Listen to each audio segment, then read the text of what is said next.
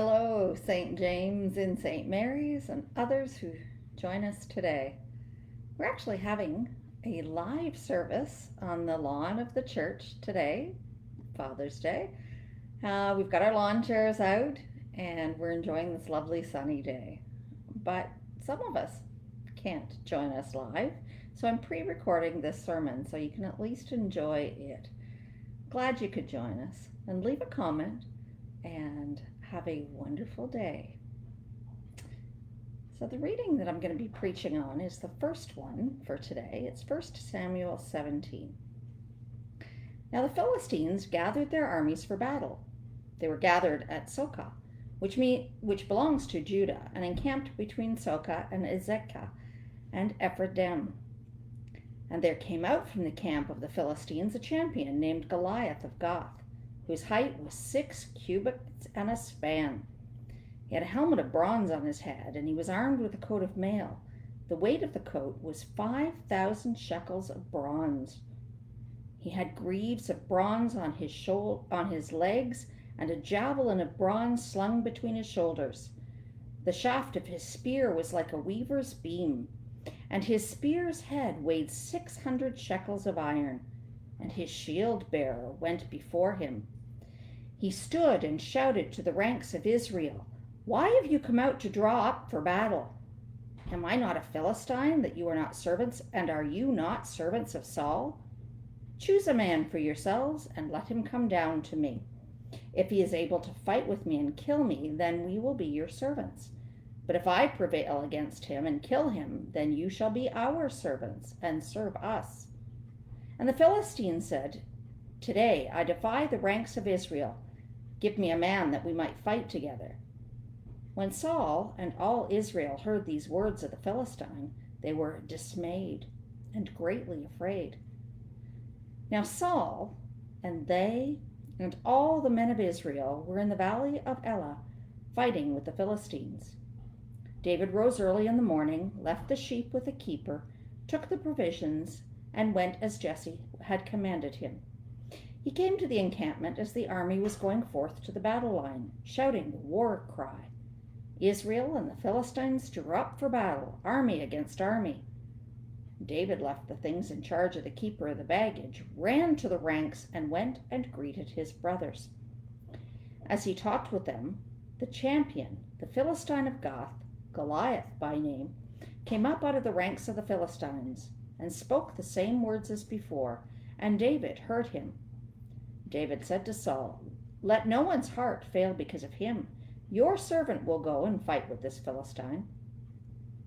Saul said to David, "You are not able to go against this Philistine to fight with him, for you are just a boy, and he has been a warrior from his youth." But David said to Saul, "Your servant used to keep sheep for his father, and whenever a lion or a bear came and took a lamb from the flock, I went after it and struck it down, rescuing the lamb from its mouth. And if it turned against me, I would catch it by the jaw, strike it down, and kill it.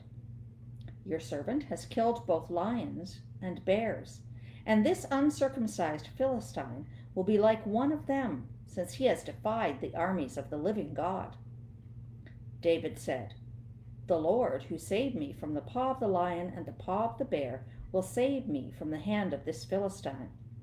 So Saul said to David, "Go, and may the Lord be with you." Saul clothed David with his armor. He put a bronze helmet on his head and clothed him with a coat of mail. David strapped Saul's sword over the armor, and he tried in vain to walk, for he was not used to them. Then David said to Saul, "I cannot walk with these, for I am not used to them." So David removed them.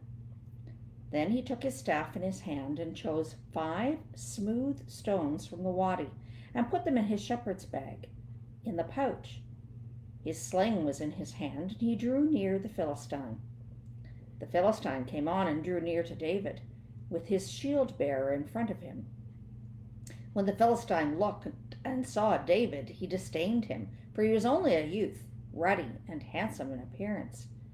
The Philistine said to David, "Am I a dog that you come at me with sticks?" And the Philistine cursed David by his gods.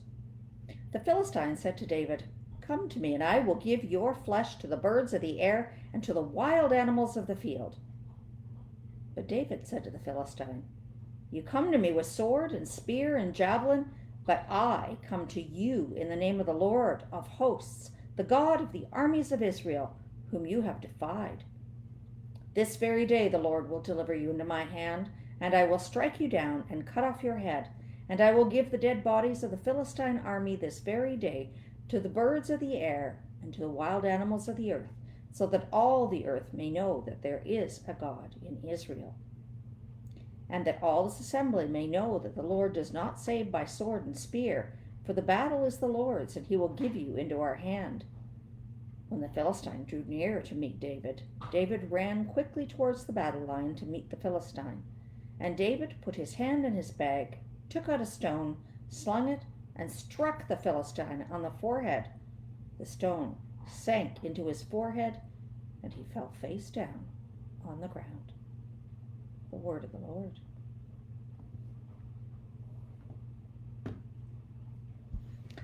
So where do you learn to make a banana split? Sunday school. Dad, did you get a haircut? Nope, I got them all cut. What do you call a poor Santa Claus? Saint Nicholas. I don't trust those trees. They seem kind of shady. How do you catch a squirrel? You act like a nut. Dad jokes. The best groaners. Fathers have an important role in our lives. It can be positive or negative, very involved or not involved, but it's always formative. God bless every father who takes the role on and does his best. The best fathers I have known have one thing in common. They don't think they can be the best without help. Society tells us that men need to be strong and independent, almost able to leap tall buildings in a single bound. Our Old Testament reading today tells another story. The male lead does something even more miraculous than leaping a tall building. David is small. He doesn't fit into Saul's armor that's offered to him. He is young, as we are told several times. Even so, David declares he will go up against the Philistine hero, a huge man, about 9 foot 6 inch tall according to some scholars, or 6 foot 6 inches tall according to others. Given that the average height at the time was less than 5.5 feet tall, either way, Goliath was a very tall man. So we have little David, who is but a youth, declaring to Saul, who is taller than any other person in the ranks of Israel, that he, David, would take on this giant. By rights, Saul himself should be taking on the battle against Goliath, because Saul is the largest and has experience in battle. He's the leader of the group, but is failing to properly lead. Saul had turned against God. God had chosen Saul as king, but Saul had refused to obey God. He had decided that he knew better than God and did not do as God had commanded. He therefore lost the favor of God. So young David, who only seems to be present because he was bringing supplies to his older brothers, takes on the challenge of Goliath. Goliath is the Philistine champion, the strongest and best. He has declared, as was customary in the era, that if one of the Israelites could defeat him, the battle between the two armies would be declared won by the Israelites. There was a chance to limit the amount of death and bloodshed. Israel just had to provide a person who could defeat the Philistines' champion. Now David was previously chosen by God as Saul's successor. At this moment, he was still just a follower of Saul, because as long as Saul was alive, Saul was the Lord's anointed king. But we can see that Saul's people have lost faith in Saul. Goliath had been coming each morning and night for 40 days to challenge the Israelites, and they were dismayed and afraid. Enter David, young and inexperienced in battle.